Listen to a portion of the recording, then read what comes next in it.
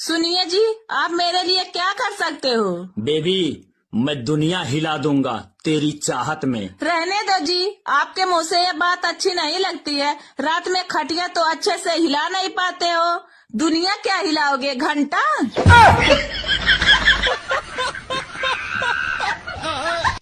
सुनो जी, दारू P P कर जीवन बर्बाद कर रहे हो, ऐसा क्यों? तुम पागल हो क्या?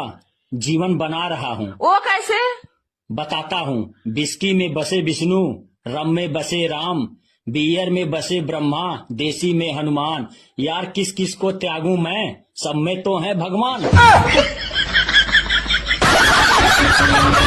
अगर आपको गर्लफ्रेंड बनाने का मौका मिले तो आप कैसी गर्लफ्रेंड बनाओगे, गोरी या काली? देखो, मैं लड़कियों में भेदभाव नहीं करता, मतलब गोरी काली दोनों में से किसी को बना लूंगा। अच्छा। क्योंकि देखो, गाड़ी ऊपर से कितना भी वाइट हो, साइलेंसर सबका काला ही होता है।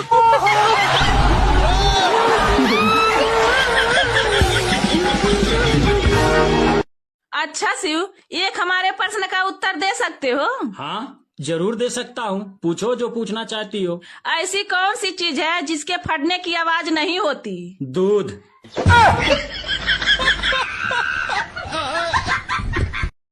सुनिए जी, लव मैरिज सही होता है या अरेंज मैरिज? Love marriage. कैसे? जितने देर में अरेंज मैरिज वाले घूंघट उठाते हैं ना, उतने देर में लव मैरिज वाले 2-3 राउंड मार देते हैं।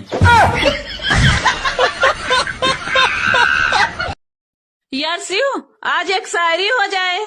ठीक है, जैसी तेरी मर्जी, अभी सुना देता हूँ। क्यों चलाती है तीर जब धार तलवार में है? वाह वाह वाह वाह। क्यों चलाती है तीर जब धार तलवार में है? क्यों दिखाती हो दोनों फुटबॉल जब माल सलवार में है?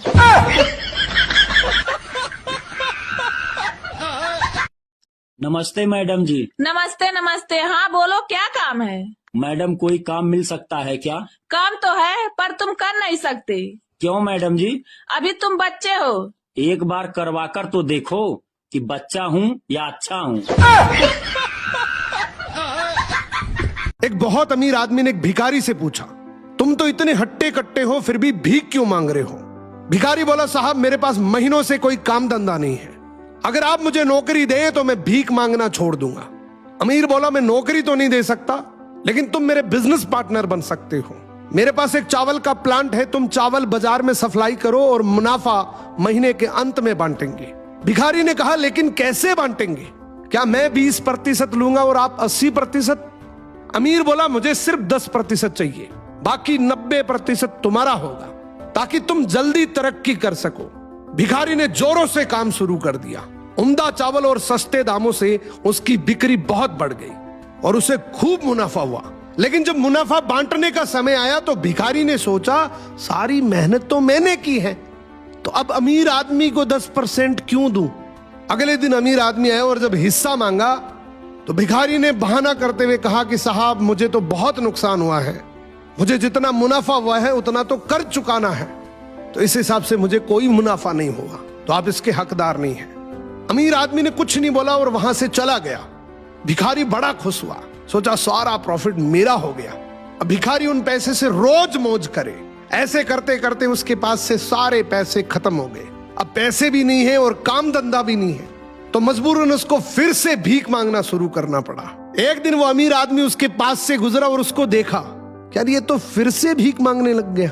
अमीर आदमी ने एक बहुत अच्छी बात बोली कि इस दुनिया में गरीब और अमीर आदमी जो होता है ना, उसमें सबसे बड़ा डिफरेंस होता है उसकी सोच का। एक रिच माइंडसेट हमेशा ये सोचता है कि मुझे भी प्रॉफिट हो जाए और मेरे साथ जो काम कर रहे हैं उनको भी प्रॉफिट हो जाए, लेकिन एक पुअर माइंडसेट हमेशा ये सोचता है कि जो भी प्रॉफिट हो सिर्फ मुझे ही हो। एक बार एक पक्षी अपनी चोंच से समुद्र के पानी को बाहर निकाल रहा था। तभी एक दूसरा पक्षी आया और बोला, ये तू क्या कर रहा है? तो इसने बोला, इस समुद्र ने मेरे बच्चे को डुबो दिया, इसलिए अब मैं इस समुद्र को ही सुखा दूंगा। दूसरा पक्षी हंसकर बोला, तू इतना छोटा सा इतने बड़े समुद्र को कैसे सुखा पाएगा? तू पूरी जिंदगी लगा देगा तब भी समुद्र का कुछ नहीं कर पाएगा। तो इसने मुस्कुराकर बोला, भाई सलाह नहीं, साथ चाहिए। इसी तरह बहुत से पक्षी आते गए और सभी एक दूसरे को बोलते गए, सलाह नहीं, साथ चाहिए। हजारों पक्षी समुद्र को सुखाने के काम पर लग गए। ये सब देखकर भगवान विष्णु जी के वाहन गरुड़ भी वहां जाने लगे। विष्णु जी बोले, तुम वहां जाओगे तो मेरा काम रुक जाएगा, और वैसे भी तुम सब पक्षी मिलकर भी समुद्र को तो सुखा नहीं पाओगे। गरुड़ बोला प्रभु सलाह नहीं, आपका साथ चाहिए। फिर क्या, जैसे विष्णु जी समुद्र को सुखाने के लिए आए तो समुद्र डर गया और इस पक्षी के बच्चे को जोर की एक लहर से बाहर लौटा दिया। तो जिंदगी में सिर्फ सलाह ही नहीं, साथ देना भी जरूरी है, क्योंकि एकता में बहुत ताकत होती है। Everything is possible with team work. जंगल के एक छोटे से कोने में एक नन्ही सी चिड़िया रहती थी। वो बाकी सब चिड़ियों से अलग थी। उसकी आंखों में एक चमक थी, जैसे वो उस नीले आसमान के पार देख रही हो। रोज तालाब के पास बैठे आसमान की ओर देखती और सोचती, क्या हम बस इतना ही जीने के लिए बने हैं? तालाब, जामुन का पेड़ और फिर वो घोंसला। एक दिन यही सवाल उसने बाकी चिड़ियों से किया, क्या हमारी जिंदगी बस इतनी है? क्या इसके बाहर कोई दुनिया नहीं है? तो उस झुंड की सबसे बुजुर्ग चिड़िया बोली, देख बेटा, मानते हैं बाहर की दुनिया बहुत खूबसूरत है, ये जंजीरों का जीवन है, बाहर आजादी है, लेकिन ये आजादी हमारे जीवन के लिए बहुत महंगी है। बाहर शिकारी होते हैं, धूल भरी आंधियां होती है जो सिर्फ पंख ही नहीं, हौसले और सपने तोड़ देती है। पर इस छोटी सी चिड़िया का दिल नहीं डोला। इसने ठान लिया, जो डर के पीछे छुपा है शायद वही असली उड़ान है। अगली सुबह ये नन्ही सी चिड़िया अकेले उड़ चली उस अनजानी दिशा की ओर जहां उसके सपने रहते थे। रास्ते में आंधी आई, बारिश हुई, कुछ शिकारी भी दिखे, पर हर बार वो बच निकली, क्योंकि उसमें हिम्मत थी, सीखने की भूख थी और उड़ते रहने की जिद थी। कई दिन बाद एक बड़ी पहाड़ी की चोटी पर बैठकर उसने पहली बार सूरज को समुद्र में उतरते देखा। चमकते तालाब, खुला आसमान, ना कोई सीमा, ना कोई झुंड, जो उसने पहले कभी महसूस नहीं किया था। उसकी आंखों में आंसू थे, डर के नहीं, खुशी के, और मन ही मन सोच रही थी कि अगर उस झुंड की बात मानकर डर जाती तो शायद मैं ये कभी जान ही नहीं पाती कि मेरे में इतनी प्रतिभाएं हैं, मेरे अंदर इतनी कैपेबिलिटी है।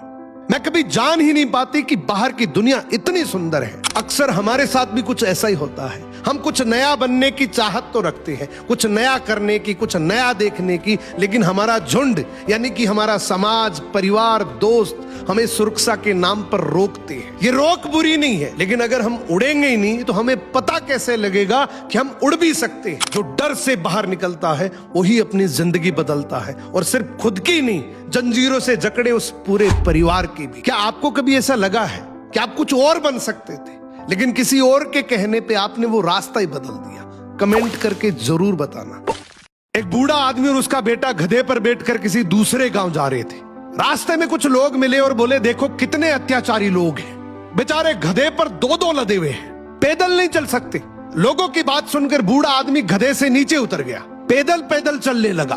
थोड़ी दूर चलने पर कुछ और लोग मिले और बोले, देखो क्या जमाना आ गया है, कितना निर्दयी बेटा है, खुद तो मजे से गधे पे बैठा है और बेचारे बूढ़े आदमी को पैदल चला रहा है। बेटा भी शर्मिंदा होकर गधे से नीचे उतर गया। अब दोनों बाप बेटे गधे के साथ साथ पैदल चल रहे हैं। जैसे ही अगले गांव पहुंचे, कुछ लोग जोर जोर से हंसने लगे। देखो देखो कितने मूर्ख लोग हैं, गधा साथ होते हुए भी बाप बेटे पैदल चल रहे हैं, तो फिर गधा किस लिए रखा है? गधे पे नहीं चढ़ सकते। निष्कर्ष, जिंदगी में चाहे तुम कुछ भी कर लो, लोग तो हंसेंगे। इसीलिए कहते हैं, चढ़े को भी हंसेंगे, पैदल को भी हंसेंगे। लोगों के कहने पे चलोगे तो जिंदगी में कुछ नहीं कर पाओगे। वही करो जो तुम्हारा मन चाहता है।